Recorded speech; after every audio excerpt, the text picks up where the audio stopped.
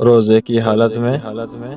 اگر بغیر اختیار کے بغیر ارادے کی خود بخود قے آ جائے تو چاہے تھوڑی قے ہو یا زیادہ ہو،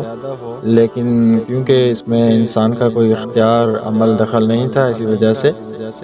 روزے پر کوئی بھی فرق نہیں پڑے گا۔ ہاں، اگر اپنے اختیار کے ساتھ حلق میں انگلی وغیرہ ڈال کر پھر اپنے ارادے اور اختیار کے ساتھ قے کی ہے اور وہ بھی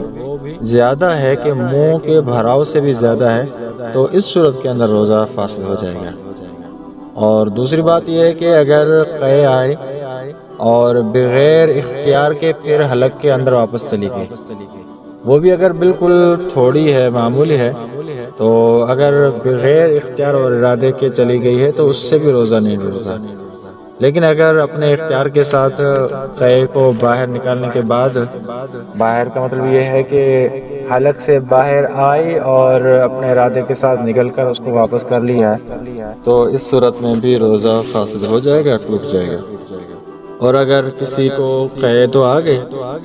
لیکن کسی سے مسئلہ پوچھنے کی اس نے زحمت نہیں کی اور یہی سمجھ لیا کہ میرا روزہ تو اب ٹوٹ گیا ہے، اپنے ہی ایک گمان کے اوپر چلتے ہوئے پھر اس نے کھانا پینا شروع کر دیا، کیونکہ گمان یہی تھا کہ میں نے جب قے کر لیے تو اب روزہ ٹوٹ گیا ہے، تو پھر کھانا پینا شروع کر دیا، تو ایسے شخص کے اوپر صرف قضا لازم ہوگی ایک ہی روزے کی، باقی وہ جو کفارہ ہے 2 مہینے کے روزے یہ اس کے اوپر لازم نہیں ہوں گے۔ دوسرا یہ مسئلہ ہے کہ اگر کسی نے بھولے سے روزے کے اندر کھا بھی لیا، یعنی کھا پی تو رہا ہے، اس کو معلوم ہے میں کھا رہا ہوں، پی رہا ہوں، لیکن روزہ بالکل ہی یاد نہیں رہا، اس نے کھانا پینا شروع کر دیا،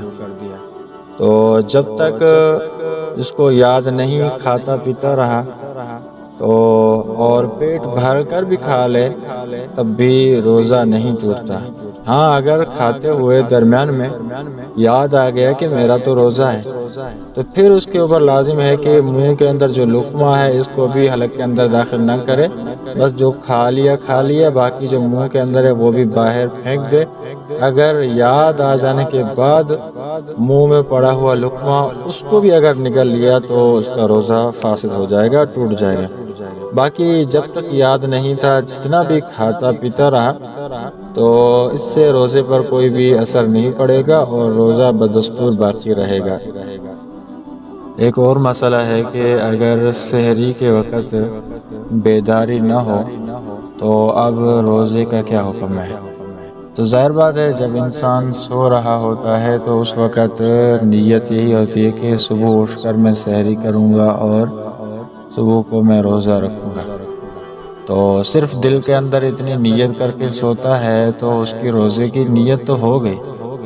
اور سحری کرنا کوئی فرض یا واجب نہیں ہے، اگر سحری چھوٹ بھی گئی پھر بھی روزہ ہو جاتا ہے۔ باقی اگر سوتے وقت نیت کی ہی نہیں تھی روزے کی، ایسے ہی بس سو گیا تھا اور اتفاقاً صبح کے وقت پھر سحری کے لیے بیداری بھی نہیں ہوئی، اب ظاہر بات ہے سوتے وقت بھی روزے کی نیت نہیں کی، سحری کے لیے بیداری نہیں ہوئی، تب بھی کوئی بات نہیں ہے، کوئی حرج نہیں۔ بیدار ہو جانے کے بعد سحری کا وقت ختم ہو گیا، صبح صادق کے بعد بیدار ہوا، بیدار ہونے کے بعد بس دوپہر تک، نصف نہار تک، اس وقت کے اندر کسی بھی وقت نیت کر لے تو روزہ اس کا صحیح ہو جائے گا۔ اور نیت کے لیے یہ بات بھی ذہن میں ہونی چاہیے کہ نیت یہ فعل قلب ہے، دل کا فعل ہے، اور اس کا زبان سے اقرار کرنا اور زبان سے الفاظ بولنا نیت کے یہ کوئی ضروری نہیں ہے۔ صرف دل کے اندر ایک چیز سوچ لی، روزے کا تصور کر کے